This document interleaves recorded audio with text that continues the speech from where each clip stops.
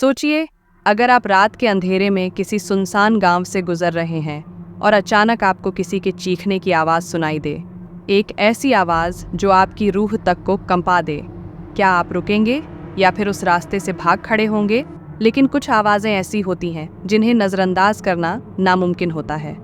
क्या आपने कभी सोचा है कि वो आवाज़ें किसकी होती हैं और वो क्यों आपको अपनी ओर खींचती हैं? इस कहानी में जानिए कैसे एक साधारण सी रात एक आदमी की जिंदगी का सबसे बड़ा खौफनाक सपना बन गई। राजस्थान के एक सुदूर गांव में रात के करीब 11 बजे थे। चारों ओर सन्नाटा पसरा हुआ था और केवल सर्द हवा के झोंके पेड़ों की टहनियों को हिला रहे थे। गांव का हर कोई अपने घरों में दुबक कर सो चुका था, लेकिन राकेश को नींद नहीं आ रही थी। वह गांव के बाहर बने अपने खेतों की देखभाल के लिए जा रहा था। खेत में पानी की मोटर अचानक बंद हो गई थी और उसे डर था कि फसल बर्बाद ना हो जाए। जैसे ही राकेश ने अपने घर से बाहर कदम रखा, उसने महसूस किया कि आज रात कुछ अजीब सा है। हवा में एक अजीब सी ठंडक थी जो उसकी हड्डियों तक जा रही थी। लेकिन राकेश ने इसे अनदेखा कर दिया और अपने खेत की ओर चल पड़ा। रास्ते में उसे गांव का पुराना कुआं पार करना पड़ा, जिसे लेकर गांव वालों में कई भूतिया कहानियां प्रचलित थीं। कहा जाता था कि उस कुएं में एक औरत ने आत्महत्या कर ली थी और उसकी आत्मा अब भी उस कुएं के आसपास भटकती है। गांव वालों ने कई बार उस कुएं से किसी औरत की चीखें सुनी थीं, लेकिन राकेश इन बातों पर यकीन नहीं करता था। वह हमेशा कहता था, ये सब मन का वहम है, भूत प्रेत जैसी कोई चीज नहीं होती। जैसे ही राकेश उस कुएं के पास से गुजरा, अचानक उसे किसी औरत के रोने की आवाज सुनाई दी। वह कुछ पल के लिए रुका और ध्यान से सुनने लगा।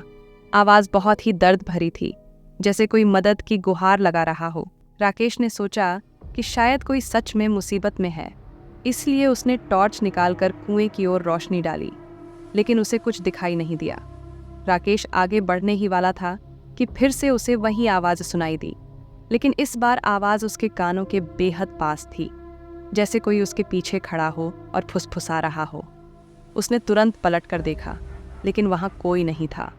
उसका दिल जोर जोर से धड़कने लगा, लेकिन उसने खुद को समझाया कि ये सब उसकी कल्पना है।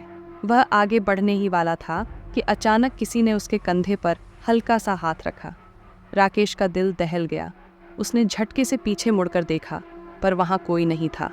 डर के बावजूद राकेश ने हिम्मत जुटाई और कुएं के अंदर झांकने की कोशिश की। अचानक उसके सामने एक अधजली औरत का चेहरा उभर आया, जिसकी आंखें पूरी तरह से काली थीं।